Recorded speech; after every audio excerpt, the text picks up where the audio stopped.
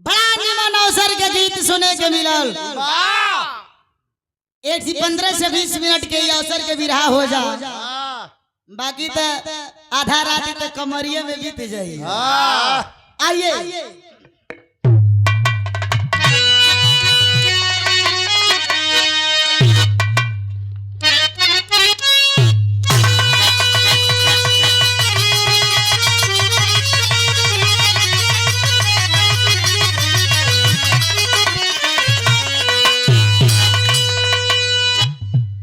भूमिका के लाइन से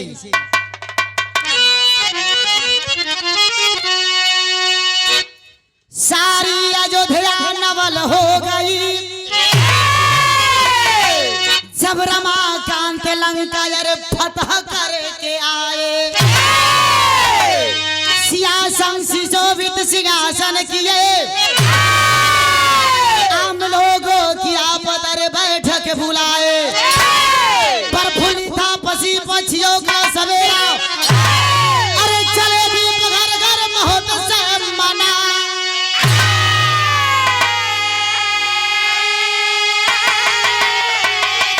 जब लखन लाल की वीर गाथा सुने, छठ खड़ा हो भरत अपनी संशय सुनाए।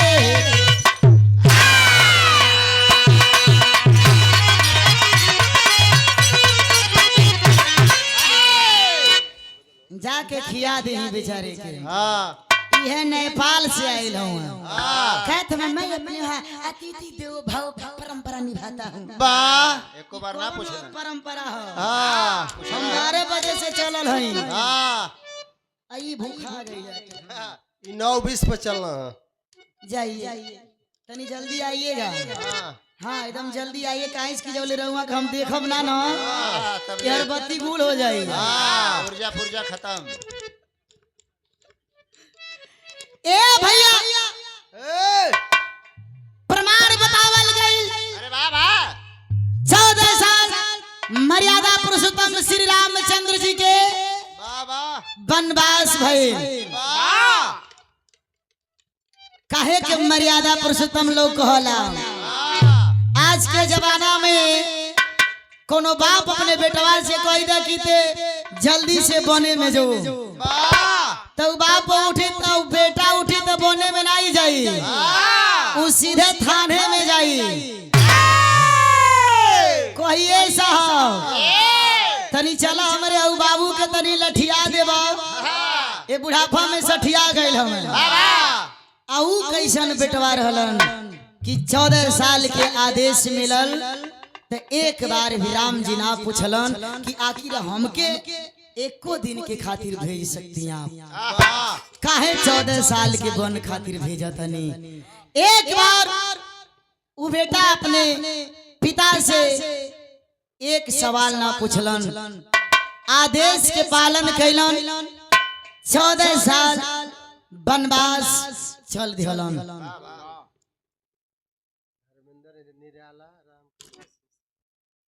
और इस सम्मान की लाइन बा भैया बड़ी धर्मेंद्र निराला जी मंच पे भैया बैठल बानी। राम केवल यादव जी के शिष्य बानी, तो जैसे रहुआ बानी वैसे हमहू बानी। बाकी तो सब कर मदद करे, अपने नहीं ख्याल करे। तमाम सम्मान रहा, भैया को प्रणाम है। बिरहा बड़ी छोट वाले लेकिन बड़ा आनंद आई। 14 साल बीत गई। 14 साल के बाद मर्यादा पुरुषोत्तम श्री रामचंद्र जी उठी कहत हो तनी कम बना, हम पे ओकर दिक्कत होता है। तब 14 साल के बाद जब मर्यादा पुरुषोत्तम श्री रामचंद्र जी अयोध्या में आ गईलन, पूरा अयोध्या वासी स्वागत में घीव के दिया जला के राम जी के स्वागत में जुटल बा। ऐसा पूरा महफिल, पूरा अयोध्या नगरी भरल बा। पूरा अयोध्या में कई नाम चला था, राम जी की जय, राम जी की जय। राम के खली जय जयकार गुजत। बड़का भैया भरत जी खड़ा हुआ, कहलन की वाकई में अगर केहू वीर बात हमार भाई राम वीर हवन। बतिया के सुनते राम जी कहलन कि ए भाई अगर केहू के जयकार लगावे के बाद तो हमरे छोट भाई लक्ष्मण के वीर कह के जयकार लगावल जाम। बड़का भैया भरत जी कहले काहे राम जी कहलन मेघनाथ के मारत रहली, मेघनाथ के हम ना मार पौली, मेघनाथ के अगर मारे के काम कैलन तो हमारे छोट भाई लक्ष्मण कैलन। तो एकर मतलब ही भाई कि हमसे बड़का भी हमारे छोट भाई लक्ष्मण हमन। अच्छे मेघनाथ के मरला के बात आई ने बाबू, बड़का भैया के दिल में शक हो गई। अब भरत जी के दिल में शक कैसे भाई, बिरहा में गजल की लाइन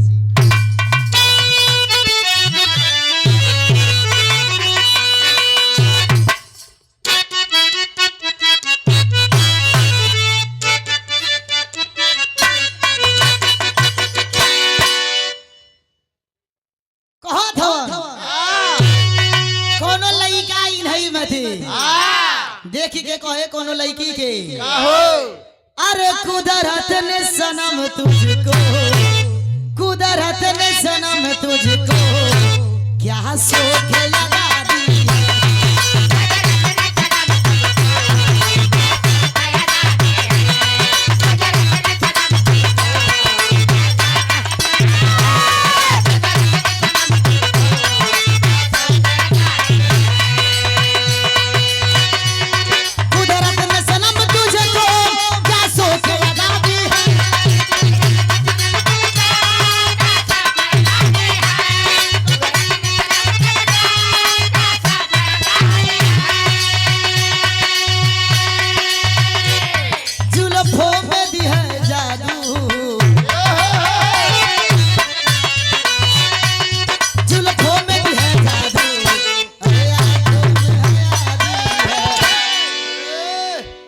इशारा से अरे बड़ा मजा आ रहा है। और क्या सोचिए मत आप लोग, कोनो गवैया अगर मंचे पर लेट गए चाहे सजिंदा हो, चाहे ढोलक हारमोनियम वाला हो, चाहे कोर्स वाला हो, भैया अगर ज्यादा बोला तो कि तो वो खातिर के माफ कर दिया लो। पता नहीं काहे सुबह से खाली लौड़े के मन कर एकदम शरीर गरम है काहे के लिए माने गर्मी से हां नहीं तब दूसरा सब से लगी ना कि गरम काहे या सही। ए बाबू बड़का भैया भरत जी राम जी से कहलन किए भाई मेघनाथ के मरला के पीछे कारण बा। कौन कारण बा भाव में आइए। अरे मेघना को हते लक्ष्मण, मेघना को हते लक्ष्मण विश्वास नहीं है।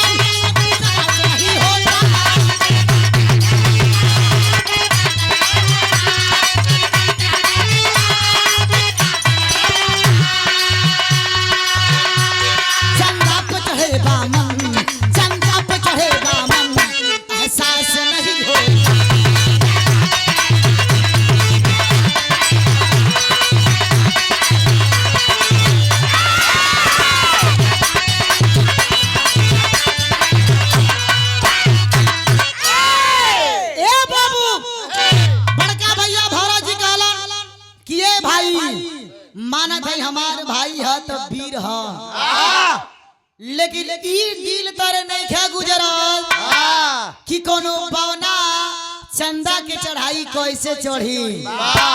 वही तरह ई बतिया हमरे दिल तरे नहीं खे उतर कि मेघनाथ के ई हमारे छोट भाई लक्ष्मण कैसे मरलन। काहे कि मरला के पीछे कारण बा। आ कौन कारण बा, यही से बिरहा के शुरुआत शेर की लाइन से।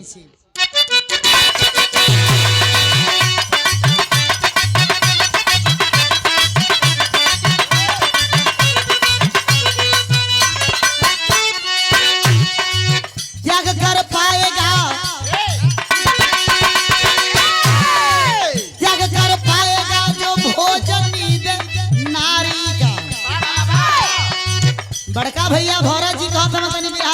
करो। बहुत लोग आप लोगन के पीछे में तमाम तरह से गीत गौले हुई, लेकिन हई बिरहा अपने आप में बेमिसाल बा। बड़का भैया भरत जी कालन किए भाई मेघनाथ के मरला के बाद करत हवा नाम तो 3 गो चीज के त्याग करे के बा। पहला भोजन, दूसरा नींद, तीसरा नारी। मने भोजन, नींद, नारी 3 चीज के त्याग करे के बा। वो 1 दिन 2 दिन 3 दिन 14 बरिस तक कहत हवन त्याग कर पाएगा जो भोजन नींद नारी का, त्याग कर पाएगा जो भोजन नींद नारी का, अंत कर सकता है वो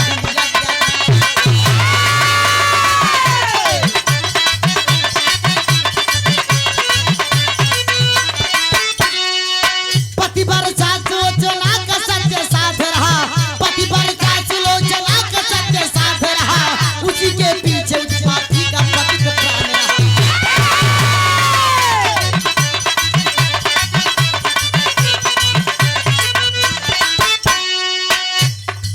14 बरस तक जो ये व्रत निभा पाएगा, उसी के हाथ से मेघनाथ मर जाएगा। ए बाबू बड़का भैया भरत जी कहलन 14 बरस तक जे भोजन नींद नारी के त्याग करी उहे मेघनाथ के मारी। भरी महफिल में बतिया के सुनते राम जी खड़ा हो गइलन, लक्ष्मण के हाथ पकड़ के सामने खींच रहलन। लक्ष्मण से बड़का भैया राम जी कहलन कि ए भाई 14 साल अपने मेहरारू के छोड़ के अयोध्या में हमरे साथे 14 साल वन में रहलन।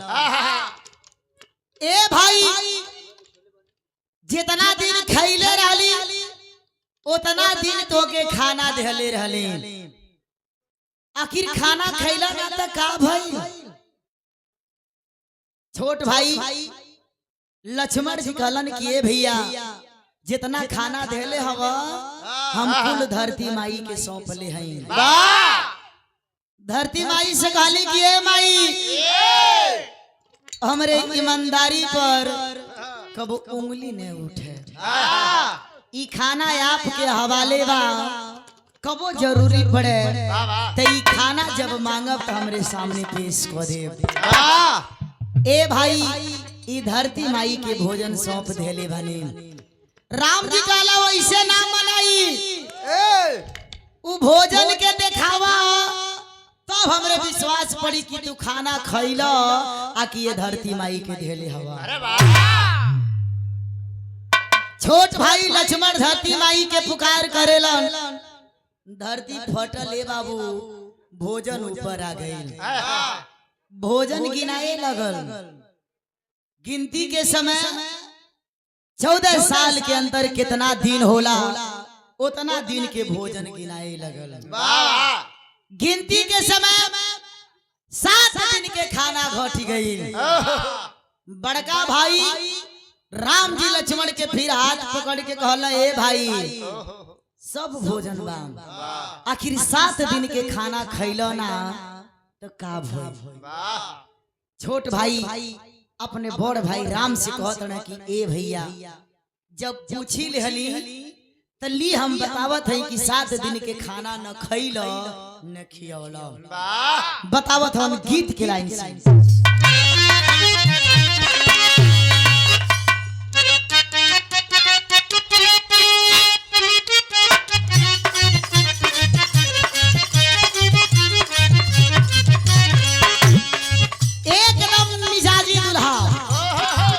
अपने मेहरारू से कहे कि अकेले न रहो, हम रतिया में बड़ी डेराहिला। कहे कैसे? खटिया बिछावन पानी,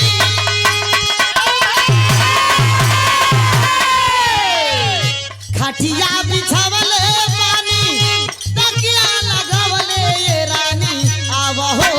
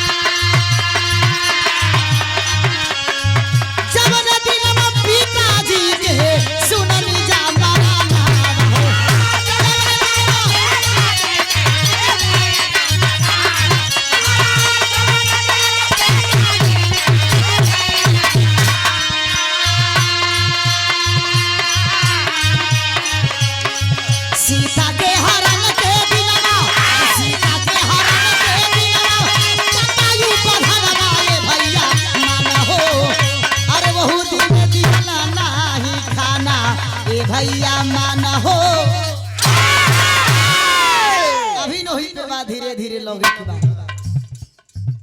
लक्ष्मण जी राम जी से कहलन कि 7 दिन के न खाना घटल बा। अब सुना ए भाई तू कौना दिन हमके खाना ना देले रहलो। याद करा जैया पिताजी के आदेश मिलल कि बने में चले के बा। 14 साल के जब वनवास मिलल तो ए भाई परिवार के गांव में रहला न खइला न खियावला।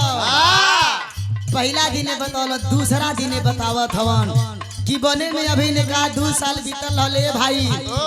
हमन के बने में खबर मिलल कि पिताजी दुनिया के छोड़ के चल गइल। बतावा जे अपने बाप के गम में डूबल हली जा न खइला न खियावला। तीसरा बतावत हवन लक्ष्मण जी जहिया रावण सीता जी के उठा के अपने लंका में ले गई। भालू बंदर की सेना के लेके तलाश करत रहलो न खइला न खियावला। चौथा बतावत हवन जटायु के गोदी में लेके रोवत रहला हो भैया। ओ दिन खाना ना लौकत रहल, एक चीज लौकत रहल, कहत रहल कि जे हमार बाम के छोड़ के चली जाता न खैला न खियौला। 4 दिन के खाना बतौला, मात्र 3 दिन और बचल बा। 3 दिन के राम कहलन कि 3 दिन के खाना ना खैला त का भइल बतावत हवन। मेघनाथ जवन हे दिनमा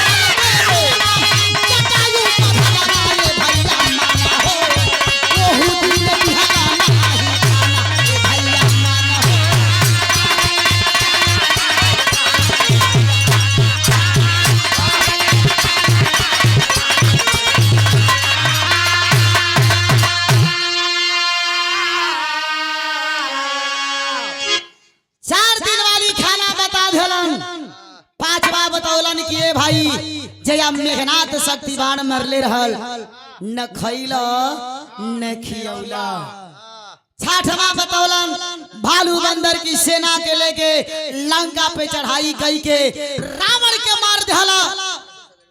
जब अपना पत्नी के पा गईला मेहरारू के पहला में तो कुछ खियौला, खाली मेहरारू के लगे रहला। ओ दिन हमहू न याद आइली अपनहू न खैला न केहू के खियौला। 7वां बतौलन 14 साल बीत गई, खुशी आ गई कि अब 14 साल के बाद अपना घरे चलत हई जा। अपने परिवार के खुशी में अइला के दिन न खैला न खियौला। आज सारी सच्चाई राम जी जान गइलन। खड़ा होकर के अपने भाई के हाथ के पकड़ के कहलन ए भाई हम बने में गईली, हम अपने साथे मेहरारू ले गईली, खइबो कैली सुतबो कैली, लेकिन ए भाई इतना शक्ति तोरे अंदर कहाँ से आई? 14 साल ने भूख लागल न प्यास लागल, न भूख लागल न नींद लागल, न कबो काम वासना जागल। तोरे अंदर इतना शक्ति कहाँ से आई? अपने भाई से पूछत हवन। गीत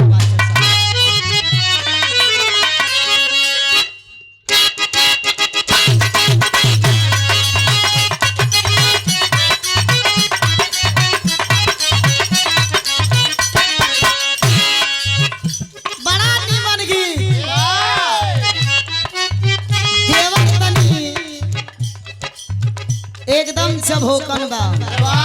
चभोकन? हाँ हो, एकदम लार टपकौले रहे दूसरे के देखे के। केहू के निमन में हरारू देख लेना, वो देवरा जबले पूरा चेहरा न देखे ओकर खाई न पचे।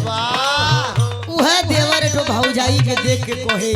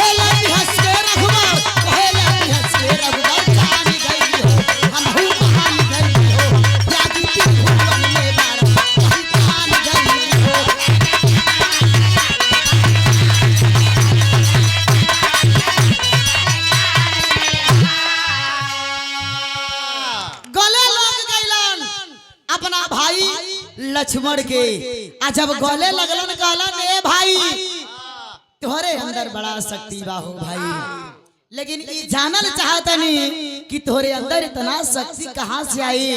न 14 साल भूख लागल, न नींद लागल, न काम वासना जागल। बतिया के सुनते लक्ष्मण जी कहलन कि ए भाई अगर सच्चाई जाने के बाद तो हमारे पत्नी उर्मिला से पूछा। आज जब उर्मिला के नाम आए तो उर्मिला के भरी महफिल में बुलवावल गए, लेकिन गीत से कहल गए। आइए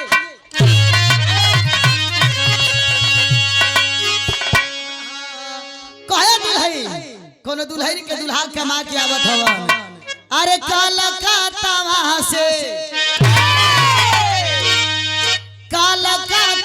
से पियावा हमारे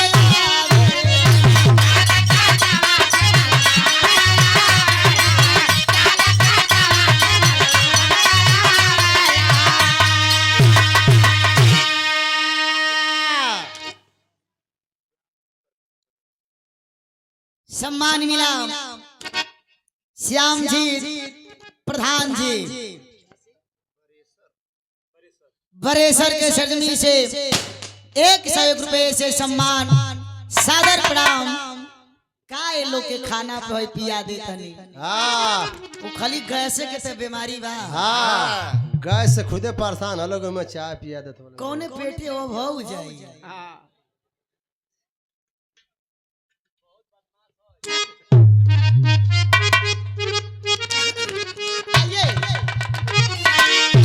ओ दुल्हन के दुल्हा आवत हवन कमा के। दुल्हनिया कहे अरे कलकत्ता से पियावा हमारे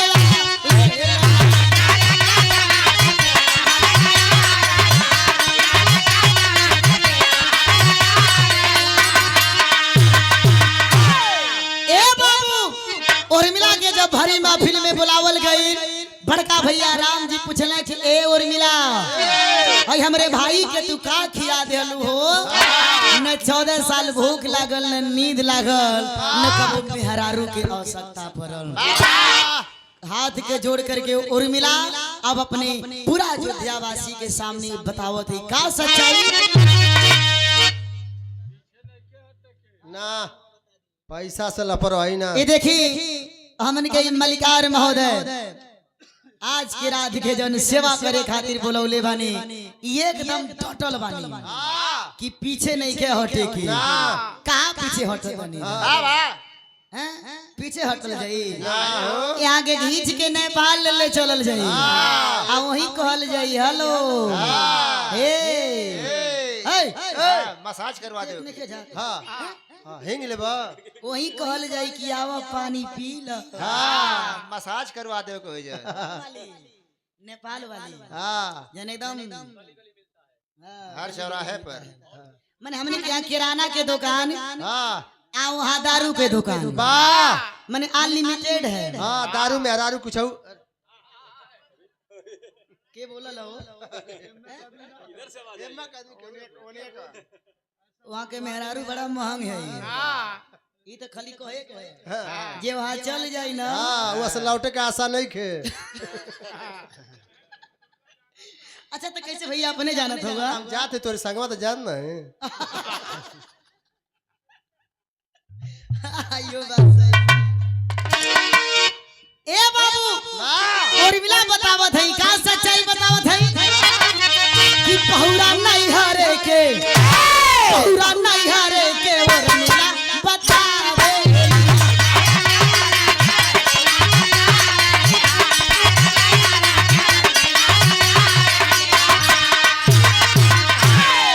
अरे हम हो जानकी बहिनिया कैली भोला के पूजनिया। अरे समझावेली ना बतलावेली ना पहुरा नहीं हरे के उर्मिला बतावेली।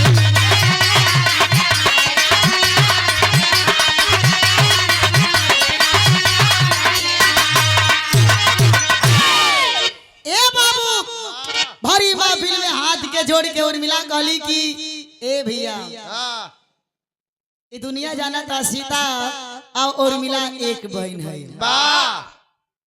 मंदिर में पूजा करे जाइल जा वाह तो भगवान भोलेनाथ जी से कहल जा कि हे प्रभु भक्ति के एक के मकसद बा। हाँ जैसे हमन के नैहरा एक बा ससुरो एक के चाहिए। वाह ए भैया आपके शादी सीता जी से हो गई, कुछ हुए दिने के बाद आपके छोट भाई से हमारे ब्याह हो गई। वाह विदाई के समय यही मंदिर में भगवान भोलेनाथ के मंदिर में अली, प्रभु से कहली कि हे बाबा अगर भक्ति भाव में पूजा कैला के अंतर्गत अगर कोनो भी त्रुटि भइल होई तो ओके क्षमा करब। वाह जो मंदिरवा से निकलत है बाहर तब तक वो मंदिर से आवाज आए कि और मिला।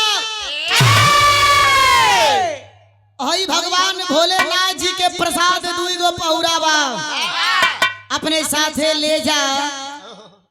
कबो पति पत्नी के जीवन में अगर कुछ देर के खातिर तनी दूरी बनी तो ओके अपने पति के खिया दिहा, एक ठी अपने खा लिहा। वाह जौन 14 साल न भूख लगी न नींद लगी न काम वासना जागी। वाह बस वह भगवान भोलेनाथ के प्रसाद है जौन आपके साथे आपके भाई बने में जात रहले वही चीज के खिया देनी जौन 3 चीज के 14 साल आवश्यकता ना पड़ल। वाह सारी सच्चाई जान करके मर्यादा पुरुषोत्तम श्री रामचंद्र जी खड़ा हो करके एक बात और कहलन का बिरहा में तेरी की लाइन से।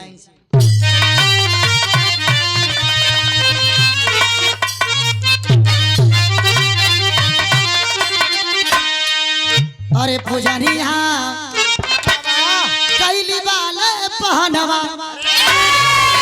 अरे पूजनिया हो पूजनिया कैली वाले पहनवा कैला तला तुझी अरे देखा शिवा दलिया हो। अरे शेर हवा हम लोग जिसका नमक खाते हैं उसका शरीयत देते हैं। सबका बड़ा ईमानदारी। सबका अच्छा चलो नेपाल में तब हम आप सवेरे में चल जाइए, सवेरे चल जाइए।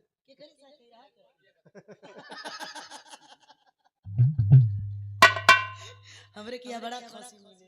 हाँ नहीं छठ में ना छुअत हैं जा। अच्छा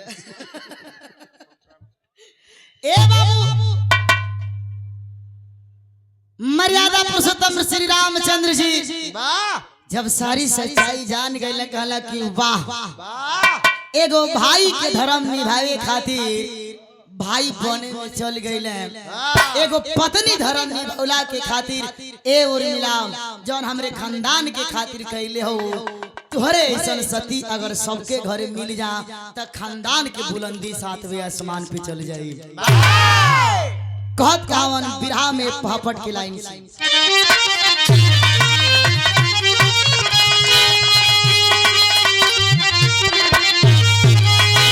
अरे त्याग तपस्या पतिव्रत निभाई दुनिया गुण गाई।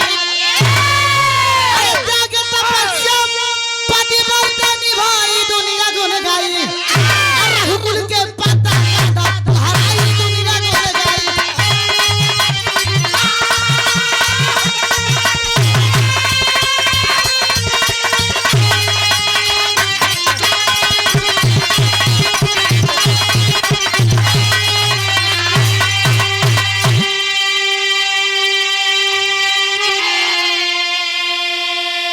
राम जी कहलन धन्य हो माई बाप जे तुहे जन्मौले हो उर्मिला, आज धन्य हो गई जा हमरे घर में तू बहू बन के आ गई।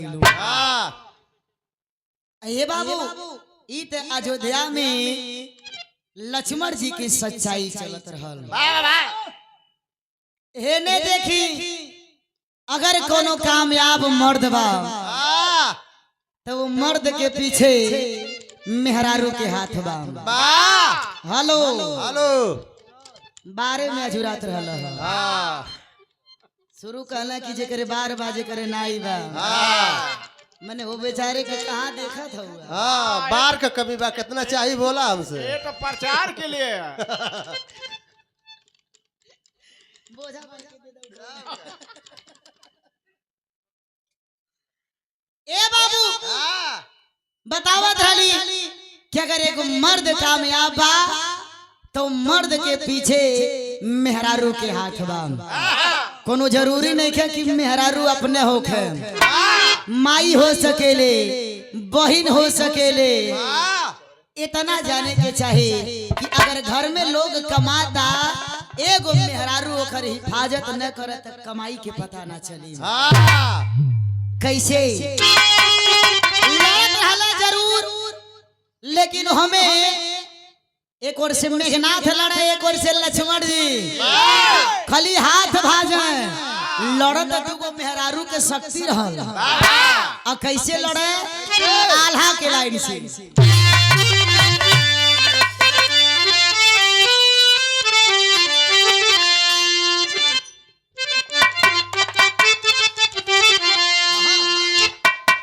अरे सीता शिरोमणि रहली, अरे सुलोचना भवानी आए भैया।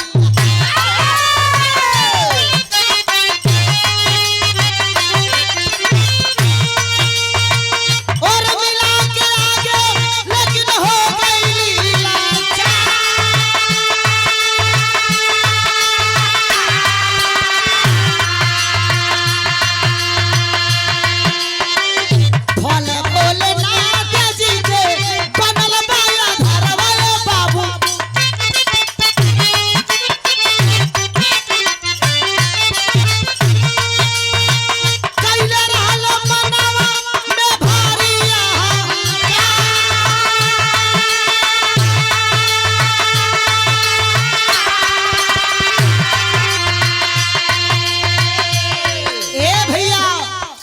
खाली दोनों जाने अपन अपन हाथ भाजे लड़त त दूगो मेहरारू के शक्ति रहल। मेघनाथ के पत्नी सुलोचना के शक्ति मेघनाथ ओर से, और लक्ष्मण की ओरी से उर्मिला के शक्ति। सुलोचना कहली कि ए सैया, अरे अहंकार केहू के ना रहल तो तुहार रही। अरे ई भगवान हमें, भगवान के शरण में चल जा, मुक्ति मिल जाई। मेघनाथ कहा कतई ना, आज लड़ के दिखाई। सुलोचना कहले कि जब मन में अहंकार बा तो इनके साथ देहल जरूरी नहीं बा।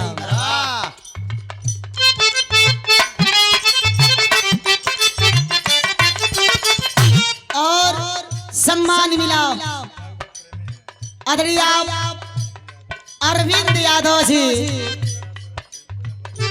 सिकंदरापुर भीमपुरा बलिया के सरजमी से ई बिहार के प्रेमी हैं। तब है 500 रुपया आई हो, वैसे नहीं 500 निकल जाये।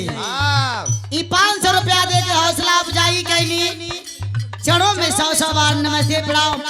ए बाबू जब अहंकार कैला तो शक्तिया उठा के सुलोचना और मिला के संगे लगा देली। आज दूगो मेहरारू के शक्ति लड़ल, लक्ष्मण जी फाड़ उठा के कैलन का,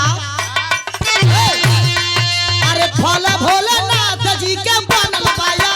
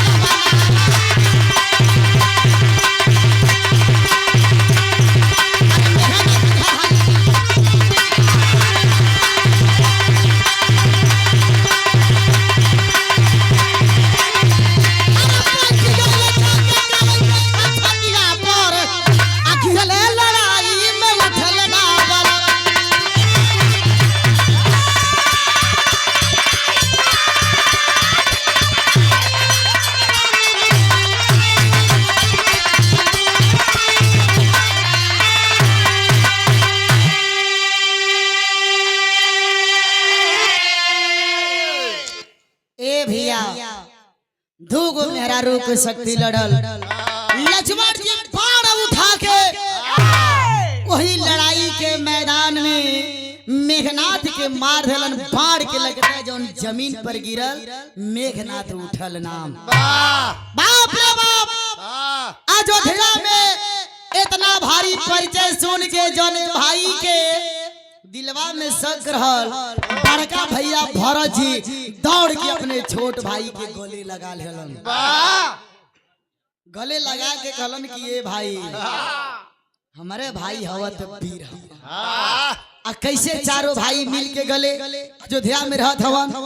बिरहा के अंतिम लाइन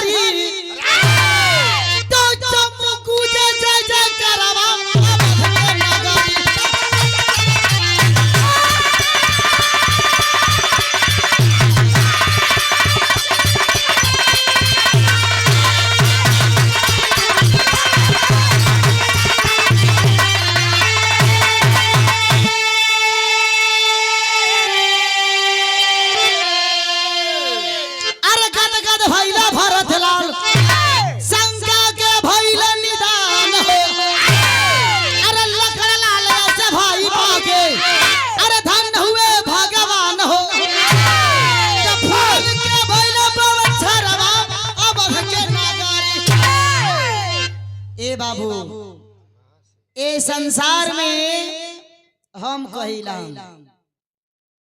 तनी सच्चाई में कठिनाई होले, दिक्कत में परेशानी होले, सही रास्ता पकड़ के चला ईमानदारी पे रह तो बहुत दिक्कत होला। वह तनी बेईमानी पे उतर जाना। अरे देखा ना बाप रे बाप है तो यह बात बा। तनी लोग कहला कि जले पुण्य दौड़े तो पाप दौड़ जाला। सारी सच्चाई जान गइलन, चारों भाई गले मिल गइलन। अब अयोध्या में चारों भाई के जय जयकार होखे लागल। बड़ा खुशी परिवार से अयोध्या में रहे लगलन। फिर दोबारा वही अयोध्या में जितना अयोध्या वासी बड़ा स्वागत में घिउआ के दीव जला के बड़ा प्रेम से स्वागत कैलन, सम्मान कैलन। हम देखले ना रहनी लोग कहला कि तब से दिवाली मनावल जाला। आखिरी लाइन से